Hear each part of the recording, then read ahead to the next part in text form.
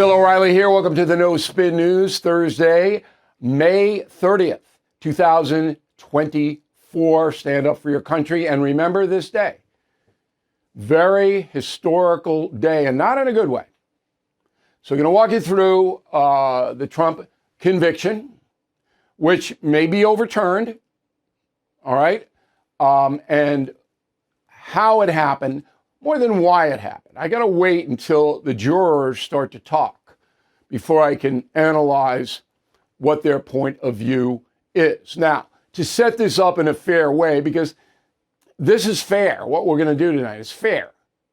On the others, if you watch television, listen to the radio, whatever, you're not going to get fair. You're going to get partisan. That's what you get. This is not going to be that. All right. So Donald Trump convicted of 34 counts of falsifying business records. Low-level beef. Not Watergate, not Monica Lewinsky in the White House, not the Teapot Dome scandal, okay? Low-level beef. Did he do it? I don't know whether he did it or not.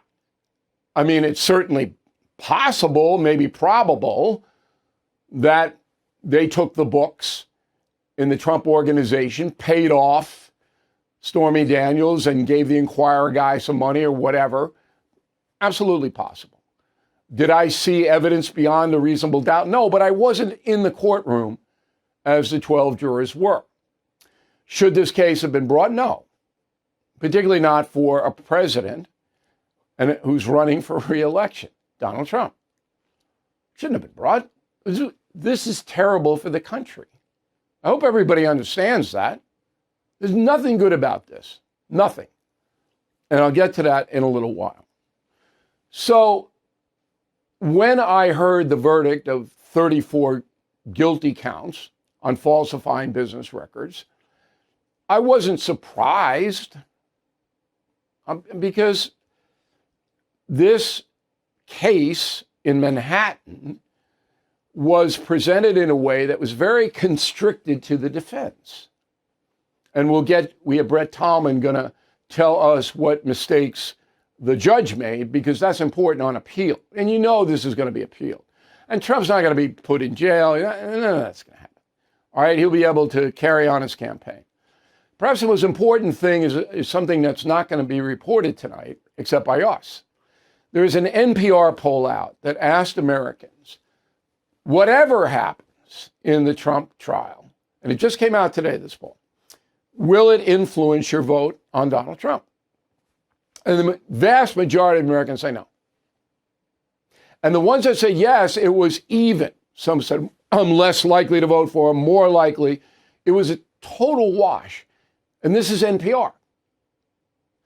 I believe that's true. So I think Trump's poll numbers will go down in the next few weeks. But once summer kicks in, as I analyzed this week, and people are paying a massive amount of money for food and restaurants and vacations and gas and everything else, this is going to be a distant memory come September. And there are no other trials that are going to come up before Election Day. All right. So let's begin with Donald Trump himself. Go. This was a disgrace. This was a rigged trial by a conflicted judge who was corrupt. It's a rigged trial, a disgrace. They wouldn't give us a venue change. We were at 5% or 6% in this district, in this area. This was a rigged, disgraceful trial. The real verdict is going to be November 5th by the people. And they know what happened here, and everybody knows what happened here. You have a Soros-backed DA, and the whole thing. We didn't do a thing wrong. I'm a very innocent man, and it's okay. I'm fighting for our country. I'm fighting for our Constitution. Our whole country is being rigged right now. This was done by the Biden administration in order to wound or hurt an opponent, a political opponent. And I think it's just a disgrace. And we'll keep fighting. We'll fight till the end and we'll win, because our country's gone to hell. We don't have the same country anymore. We have a divided mess. We're a nation in decline, serious decline. Millions and millions of people pouring into our country right now from prisons and from mental institutions, terrorists, and they're taking over our country. We have a country that's in big trouble, but this was a rigged decision right from day one with a conflicted judge who should have never been allowed to try this case, never. And we will fight for our Constitution. This is long from over. Thank you very much. Why should voters vote for a convicted felon? All right, that was 90 seconds. That was shorter than I thought. I mean, Trump, usually is more loquacious than that. But what happens now is that Trump and his lawyers appeal. Now, remember, New York State is different than the city. So they're going up, and the appellate division probably won't overturn the verdict. But once they get into the highest court in New York, that's the court that overturned the Weinstein verdict, because they said the trial wasn't fair, which is exactly what the Trump lawyers are going to go for, just so you know the process. Now, I believe that Trump might be able to get this if he loses in New York State and all courts into the federal system, but everybody's telling me I'm crazy to believe that. So I might be. I'm not a lawyer.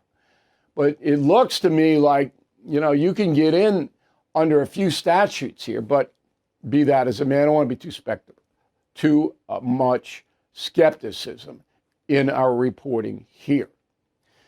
Okay, so now the judge has to pronounce a sentence. And if it's draconian and it prevents Trump from campaigning, boom, it's going to go right to the Supreme Court.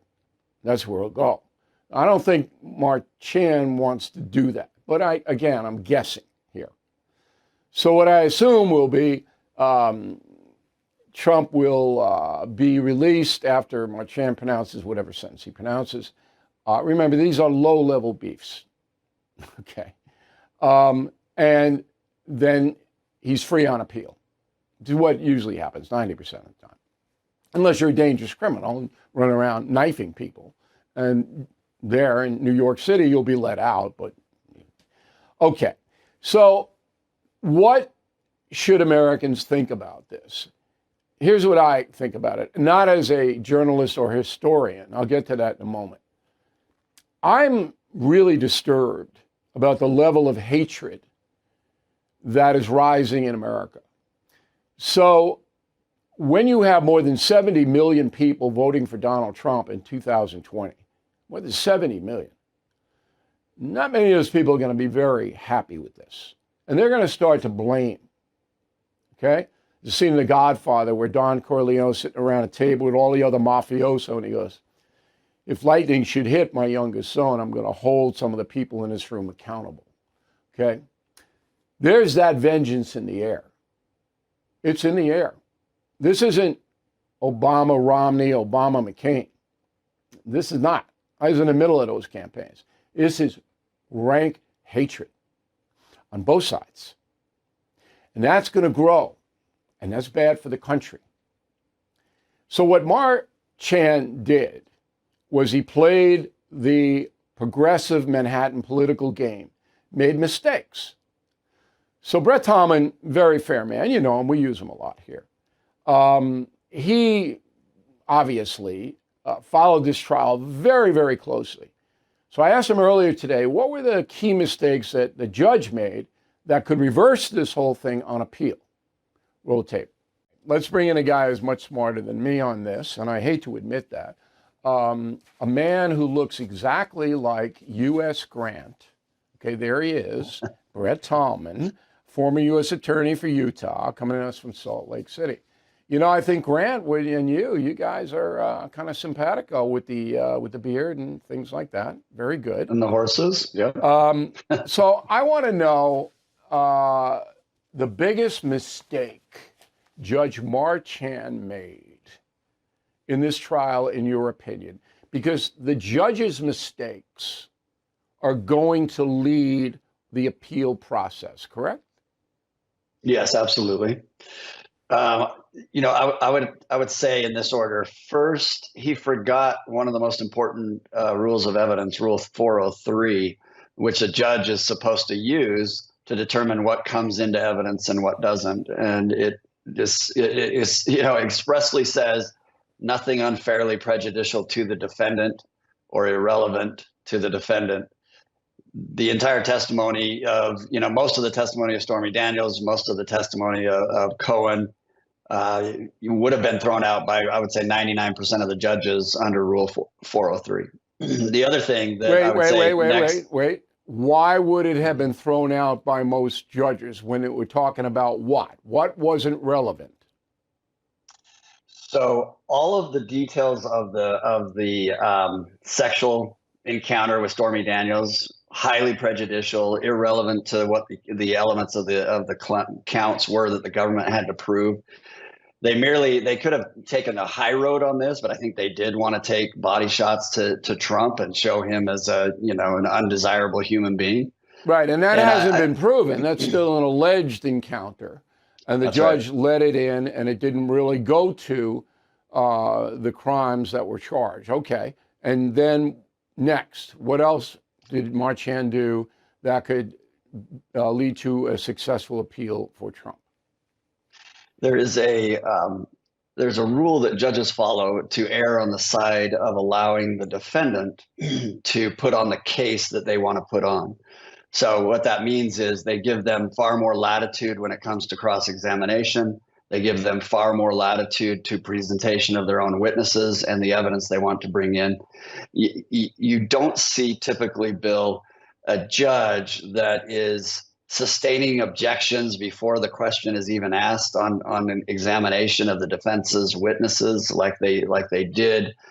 You don't see them limiting the witnesses like the judge did. That was a very big issue, that they wouldn't let in an individual that's very familiar with federal election law to indicate whether or not the statute would cover even the allegations that are being raised in this case. And that should have been allowed, and most judges would have, because they don't want to be reversed on appeals. So there you go. No emotion in that analysis. This is the way we want it. Sentencing, by the way, is July 11th. Okay, so it's a good distance away. It shows you that there's no urgency on the part of the New York City authorities. I mean, this isn't a heinous crime. That's what it shows you. Sentencing could be tomorrow. Now, in the meantime, what's going to happen, Marchand's going to be calling every judge in the state going, what could I, like that? It's CYA for him. Cover your you-know-what. Now, what should happen in this country? What is the best thing for the United States of America? I wrote a message of the day on BillO'Reilly.com, and I really hope you go every morning and read it. It's not complicated. Tomorrow, President Joe Biden, who will return to the White House for the first time this week to see the Kansas City Chiefs, okay, before he sees the football team, Super Bowl winners, he should pardon Donald Trump of any and all crimes, okay? And then the next day, Saturday, he can pardon Hunter Biden. And he can say in both cases, enough. All of this is not helping our republic.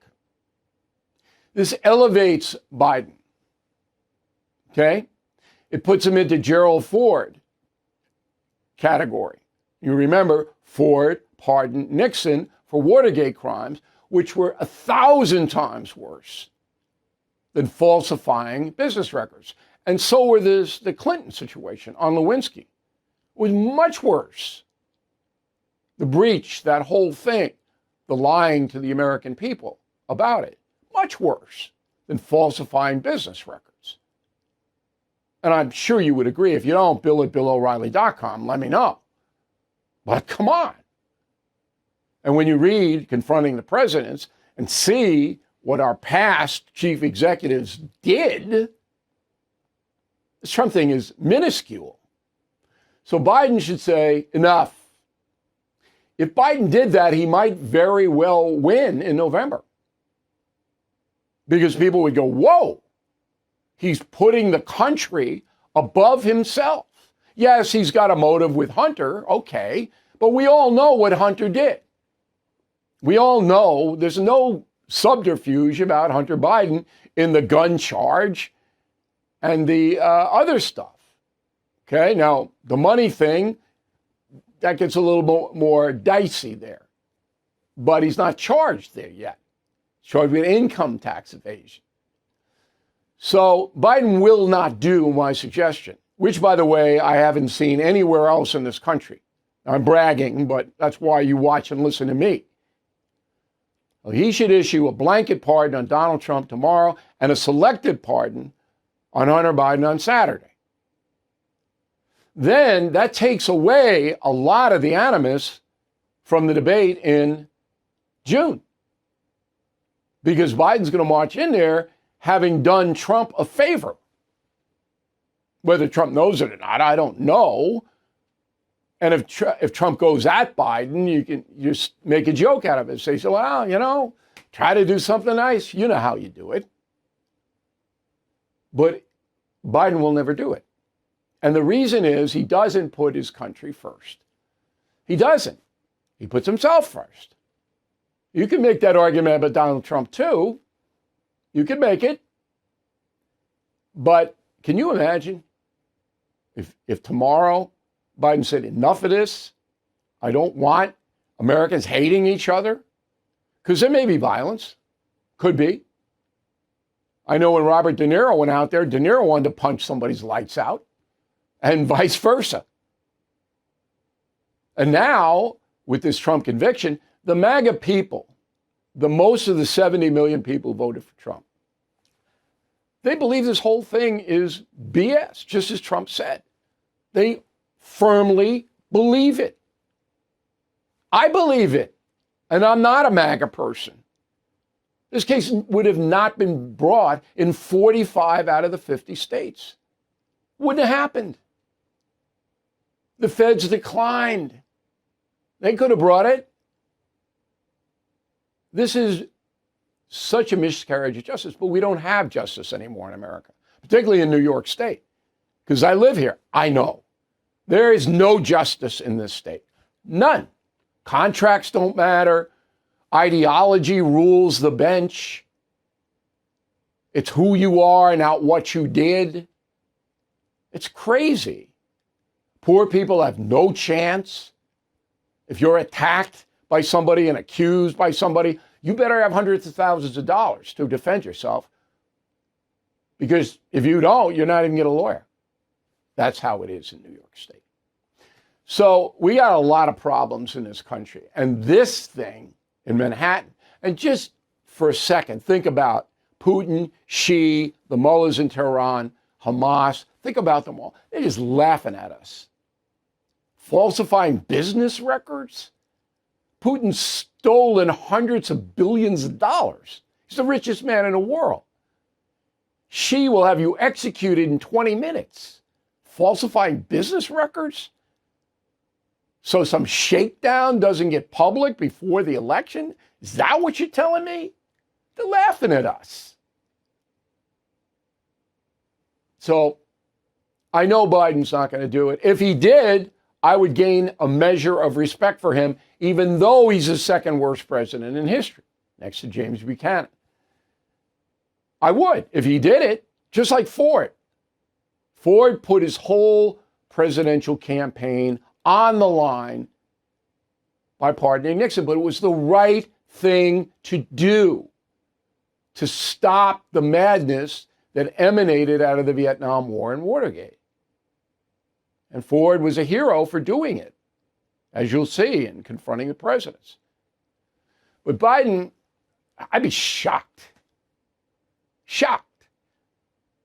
Now, he better be careful, Biden, because he's got to make a statement about this, or says he's going to, using the White House as a backdrop.